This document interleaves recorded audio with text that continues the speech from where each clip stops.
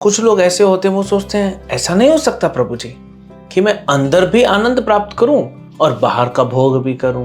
नहीं हो सकता। अब ये दुर्भाग्य है, सौभाग्य है, ये नहीं हो सकता। एक ही ऑप्शन है। हरे कृष्णा। भगवद गीता अध्याय 5 श्लोक संख्या 21। बाह्य स्पर्शेषु असक्तात्मा विन्दति आत्मनि यत् सुखम स ब्रह्म योग युक्तात्मा सुखम अक्षयमश्नुते। ऐसा मुक्त पुरुष भौतिक इंद्रिय सुख की ओर आकृष्ट नहीं होता, अपितु सदैव समाधि में रहकर अपने अंतर में आनंद का अनुभव करता है। इस प्रकार स्वरूप सिद्ध व्यक्ति परब्रह्म में एकाग्रचित होने के कारण असीम सुख भोगता है। भगवान क्या कह रहे हैं यहाँ पे? अभी कुछ श्लोकों में हम देख रहे हैं, जैसे हमने 18वें श्लोक में देखा कि समानता, वो सबको समभाव से देखता है जो भगवान का भक्त होता है, और बाहर कोई भौतिक आसक्ति में नहीं लगता। आगे बताएंगे क्यों नहीं लगता, क्या करता है वह, इस श्लोक में बता रहे हैं। और भी पिछले श्लोकों में हमने चर्चा किया कि वो आनंद में रमता है, लेकिन अंतर आनंद में, मतलब आध्यात्मिक आनंद में। यहाँ पे भगवान कह रहे हैं कि वो बाहर नहीं देखता, वो अंतर में अपने आनंद में रमता रहता है। तो ये दो चीजें हैं। जो बाहर भौतिक सुख ढूंढने का प्रयास करते हैं या आनंद ढूंढने का प्रयास करते हैं,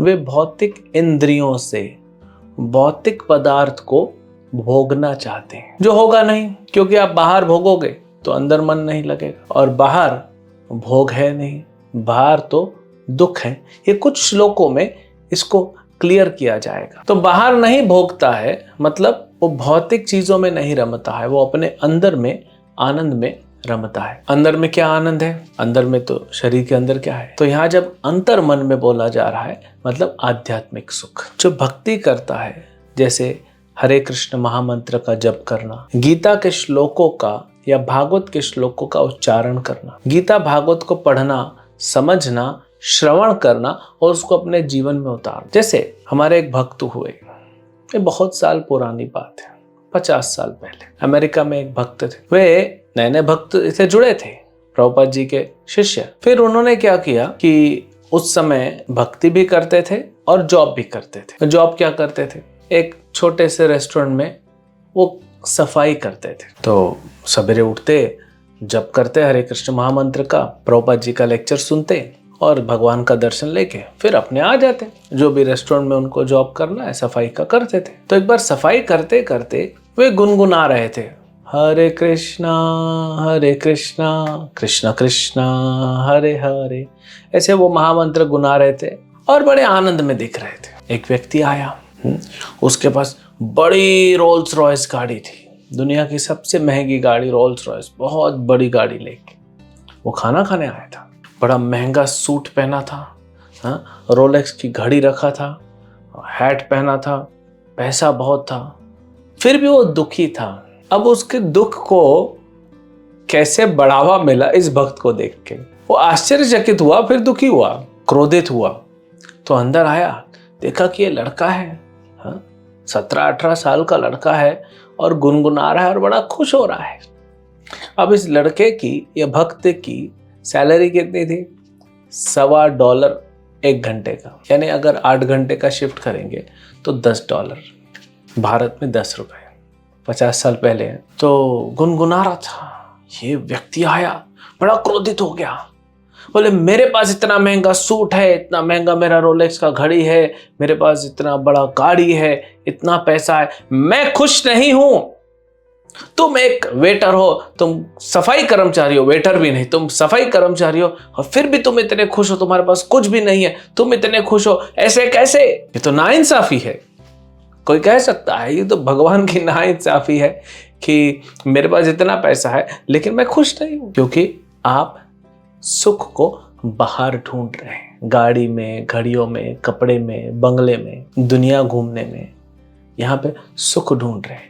आप इंद्र लोक तक भी चले जाएंगे, बाहर सुख ढूंढते ढूंढते नहीं पहुंच पाएंगे। इंद्र लोक तो पहुंच जाएंगे, सुख तक नहीं पहुंच पाएंगे, क्योंकि सुख है नहीं। कई लोग यज्ञ करते हैं, कर्मकांड यज्ञ करते हैं स्वर्ग जाने के लिए, वहां क्या मिलेगा? वहां का जो सुख है वो भी क्षणभंगुर है। तो ये जो भक्त था, जो पोछा लगा रहा था उस समय, ये अंदर में सुख को प्राप्त कर रहा था, हरे कृष्णा गुनगुना रहा था। जो भगवद गीता भागवत का लेक्चर प्रभुपाद का सुन के आया, उसको स्मरण करके आनंद ले रहा था। इसको बोलते हैं अंदर का सुख। यह है आध्यात्मिक सुख। जब आप इसमें रमते जाएंगे तब बाहर का कोई फर्क नहीं पड़ेगा।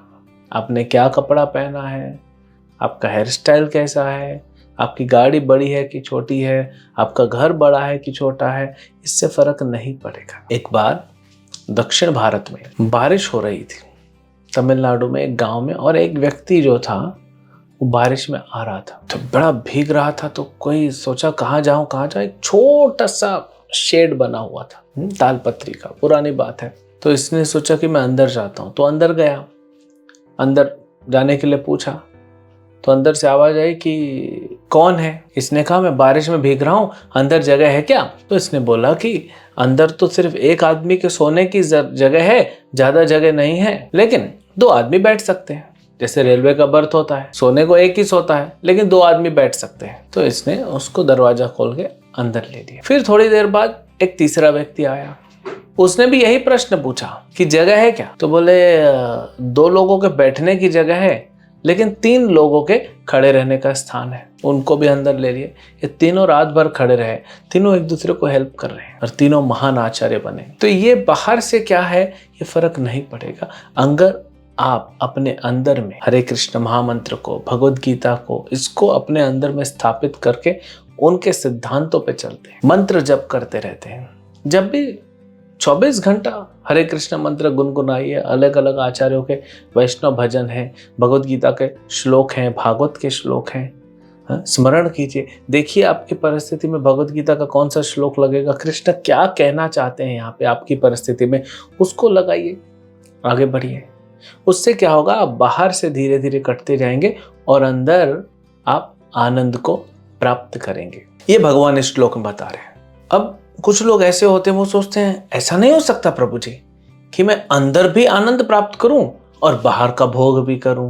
नहीं हो सकता। अब ये दुर्भाग्य है, सौभाग्य है, ये नहीं हो सकता। एक ही ऑप्शन है, बाहर का आप सुख प्राप्त करने के लिए भागते रहिए जीवन भर, सुख मिलेगा नहीं, और अंदर का प्राप्त करना है तो बाहर का अपने आप फीका हो जाएगा। लेकिन इन दोनों को पकड़ के चलेंगे ना, बोलते हैं ना कि 2 नाव पे पैर रखना, उसमें गड़बड़ हो जाएगा। तो इसीलिए हमको क्या करना चाहिए, भक्ति के इस पथ पे चलते हुए अपने अंदर उस आनंद को प्राप्त करना चाहिए। ढूंढना नहीं पड़ेगा, वो अपने आप, जैसे आप भक्ति करेंगे अपने आप आनंद जो है वो स्वयं एव स्फुरति अधः, वो अपने आप स्फुरित होगा। अपने आप, जैसे वाटर फाउंटेन होता है ना, जैसे पानी निकलता वैसे स्फुरित होगा आपके हृदय में आनंद। सिर्फ आपको उसको जाना है, प्राप्त करना है और उसको ग्रहण करना है।